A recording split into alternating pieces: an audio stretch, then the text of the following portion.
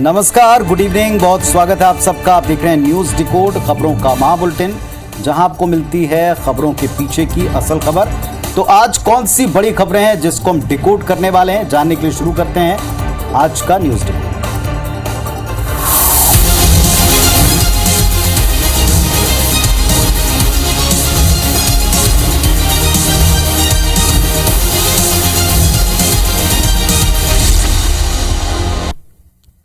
हमारे देश के खिलाड़ी हमारी शान है, हमारे देश के खिलाड़ी हमारे मान हैं, लेकिन उन्हीं खिलाड़ियों जिन्होंने देश का नाम दुनिया भर में जाकर रोशन किया, अगर वो अपने मान सम्मान की लड़ाई सड़क पर उतरकर लड़ें तो वाकई सवाल उठता है। आज इसी खबर से हम न्यूज डिकोड की शुरुआत करें। भारतीय पहलवान लगातार दूसरे दिन दिल्ली के जंतर मंतर पर धरना देते नजर आए। कल सुबह 10 बजे एक बार फिर ये जुटने वाले हैं। पहलवानों ने 2 टूक कह दिया कि प्रताड़ित करने वाले अध्यक्ष बृजभूषण सिंह को जेल भिजवाया जाए, इसके बिना वो अपने आंदोलन को खत्म नहीं करेंगे। इसके साथ ये भी कि लगातार आज रात को 10 बजे पहलवान खेल मंत्री अनुराग सिंह ठाकुर से मुलाकात करेंगे और अब सब कुछ विभागीय जांच, उसकी रिपोर्ट और आगे होने वाले एक्शन पर बांटने की। एक रिपोर्ट पहले देख लीजिए।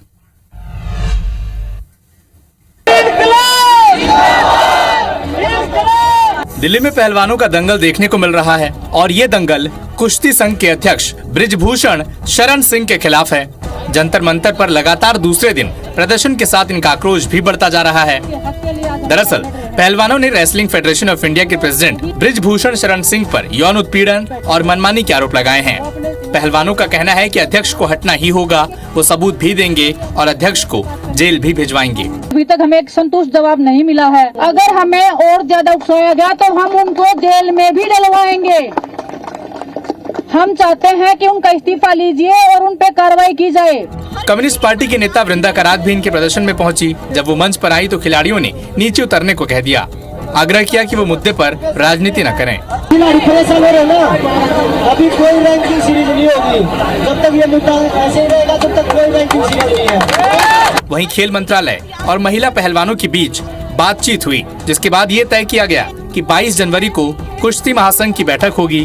बता दें कि इस मामले में खेल मंत्रालय ने कुश्ती संघ से 72 घंटे के अंदर जवाब मांगा है।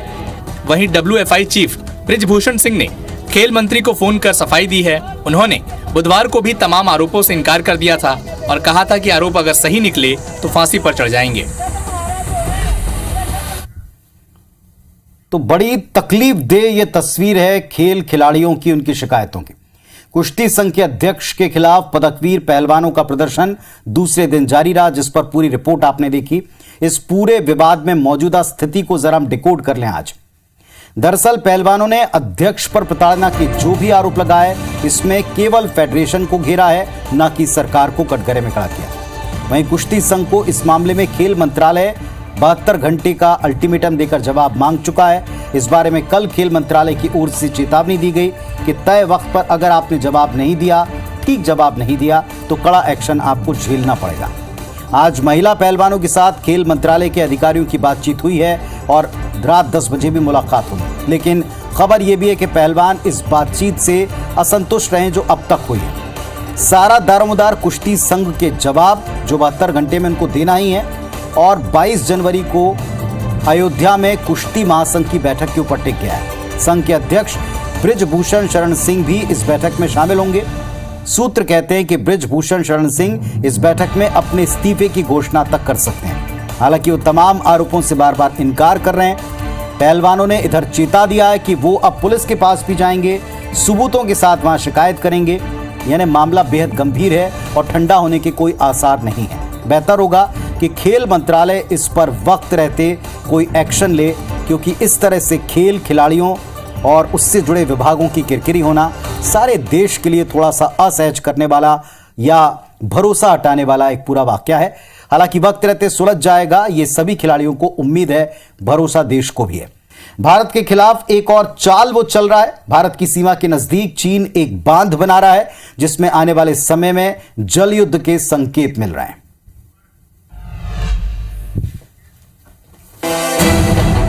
चीन, नेपाल और उत्तराखंड की सीमा के पास एक विशाल बांध का निर्माण हो रहा है। ताजा सैटेलाइट तस्वीरों से खुलासा हुआ कि चीन बुरांग काउंटी में माबजा जांगबो नदी पर एक विशाल बांध बना रहा है, जो नेपाल भारत चीन के ट्राई जंक्शन से महज ही कुछ किलोमीटर दूरी पर है। उत्तराखंड के कालापानी इलाके से ये बांध काफी पास है। तस्वीरों से पता चलता है कि अभी चीन के इस बांध का निर्माण कार्य पूरा नहीं हुआ है, लेकिन इस पर लगातार काम जारी है। जानकारों का कहना है कि उत्तराखंड के पास बन रहे चीन के इस बांध से भविष्य में ड्रैगन इस इलाके में पानी पर पूरा नियंत्रण स्थापित कर सकता है। पानी का ये बांध भारत के लिए खतरे की घंटी बताया जा रहा है। चीन जाना जाता अपनी चालाकियों के लिए, झूठ और फरेब के लिए, अविश्वास के माहौल के लिए। चीन भारत के खिलाफ आए दिन इस तरह की चालें चलता रहता है। अब चीन की नई चाल है जल युद्ध। चलिए जरा इसको भी हम डिकोड करते हैं। दरअसल चीन उत्तराखंड के काला पानी के नजदीक जिस इलाके में अपना बांध बना रहा है, वो इलाका रणनीतिक तौर के ऊपर बहुत ही इंपॉर्टेंट है, खास है हमारे देश के लिए। इसके जरिए वो इलाके में पानी पर अपना कब्जा जमा सकता है।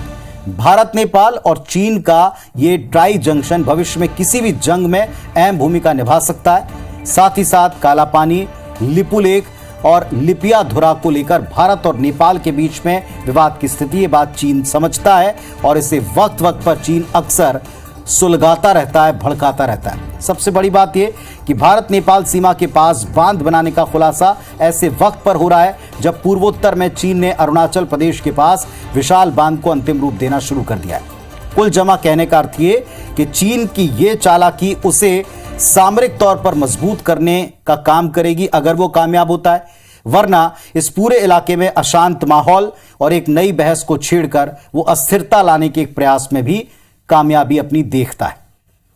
देखते हैं इस मसले पर क्या हल निकाला जाता है। पहले संघ प्रमुख ने कहा कि मुस्लिमों को श्रेष्ठता बोध का नैरेटिव छोड़ देना चाहिए। इसके बाद अब विश्व हिंदू परिषद भी इस मामले में आगे आई और छुआछूत के लिए मुगल आक्रांताओं को जिम्मेदार बता दिया। वीएचपी ने साफ कहा कि वैदिक काल में शूद्र और अछूत जैसी कोई बात नहीं थी। यह भाव मुस्लिम आक्रांताओं के बाद भारत में आया है।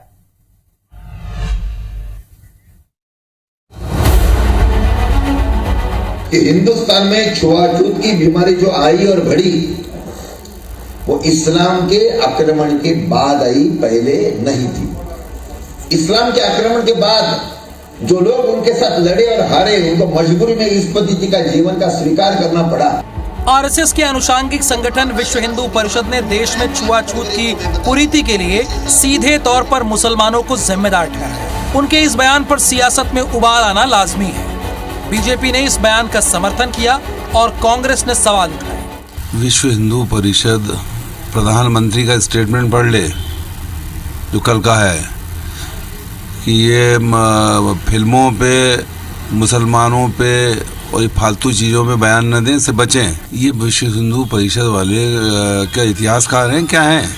ये तो केवल बांटो और राज करो अंग्रेजों की पद्धति पे चल रहे हैं। हमें लगता है उनका बयान बहुत स्पष्ट है, उनका मंतव्य स्पष्ट है और इस पूरे मामले में कहीं ना कहीं भारत की जनता भी सहमत होती दिखती है। कांग्रेस पार्टी को हमेशा समाज को तोड़ना, देश का विखंडन करना पसंद आता है। भारत जोड़ो यात्रा की वो बात करते हैं, लेकिन जिस तरह से उन्होंने हमेशा भ्रम के तरीके से, प्रपंच के तरीके से देश को तोड़ा है, मरोड़ा है और डिवाइड किया है।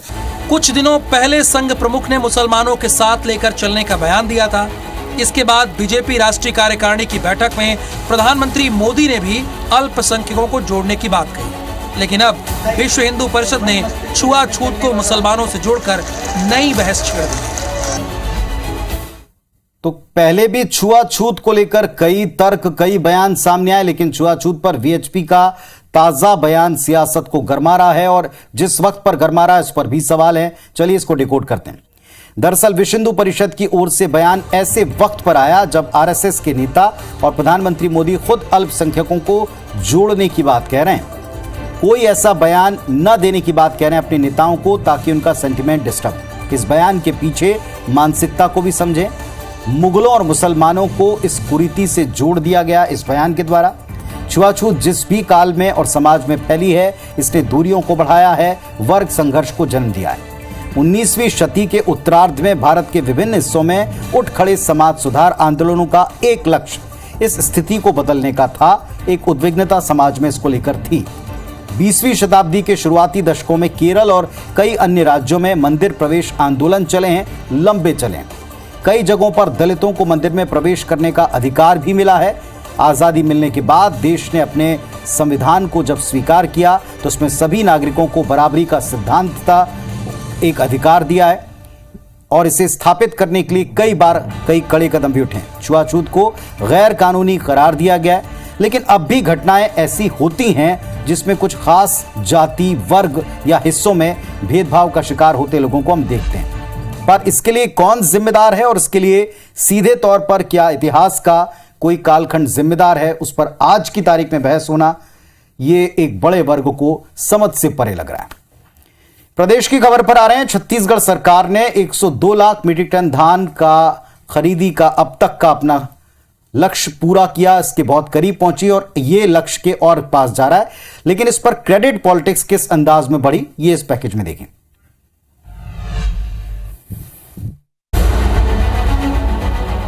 छत्तीसगढ़ में धान खरीदी का कीर्तिमान बनने के बाद श्रेय लेने की खींचतान मची है। कांग्रेस नेताओं ने दावा किया कि धान खरीदी में केंद्र सरकार ने अड़चन पैदा की, लेकिन इसके बाद भी छत्तीसगढ़ ने रिकॉर्ड बनाया। हालांकि बीजेपी ने सोशल मीडिया पर खाद्य मंत्री अमरजीत भगत का एक वीडियो जारी कर कांग्रेस के दावों को झूठा बताया।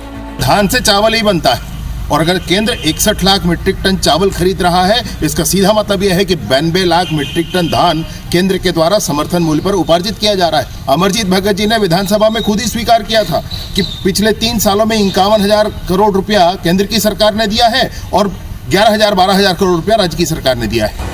बीजेपी ने सवाल उठाए तो अमरजीत भगत ने साफ कहा उनके वीडियो को तोड़ मरोड़ कर जारी किया गया है। भारत सरकार धान खरीदी के लिए एक नया पैसा, एक ढेला नहीं देता है। हम अपने संसाधन से और बैंक से लोन लेकर के करते हैं। ये लोग किस मुंह से बात करेंगे? झूठ बोलना बंद करें। बहरहाल सवाल यही है कि कांग्रेस और बीजेपी दोनों पार्टियां खुद को किसानों का हितैषी बताकर धान खरीदी का श्रेय क्यों लेना चाहती हैं?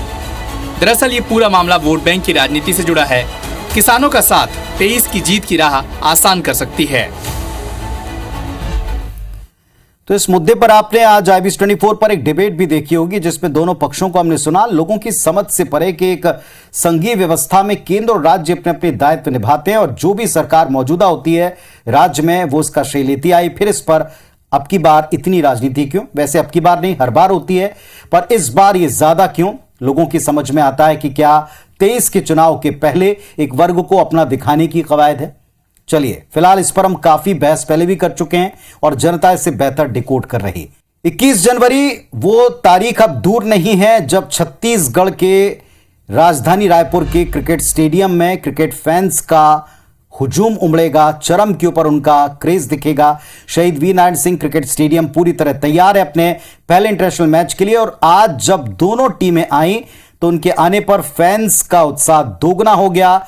सबने चीयर किया। अपने टीम के कप्तान को देखकर, पूरी टीम को देखकर सीरीज का आगाज हो चुका है। हैदराबाद में पहला मैच शानदार जीत के साथ टीम इंडिया ने सीरीज में शुरुआत कर ली, लेकिन अब वो सीरीज को जीतना चाहते हैं। इसी इरादे से राजधानी रायपुर आ चुके हैं। टीम इंडिया जब रायपुर एयरपोर्ट पर उतरी तो फैंस ने चीयर करके उनका स्वागत किया है। एक झलक देखने के लिए लोग बेताब दिखे हैं। बाद में विराट कोहली भी नजर आए, जो आप टीवी स्क्रीन पर देख रहे हैं। वो एक बाद की फ्लाइट से यहां पर पहुंचे और उनको देखने के लिए भी फैंस देर तक जुटे रहे, जमा रहे। अब सबको इंतजार केवल 21 तारीख और भारत की जीत का है।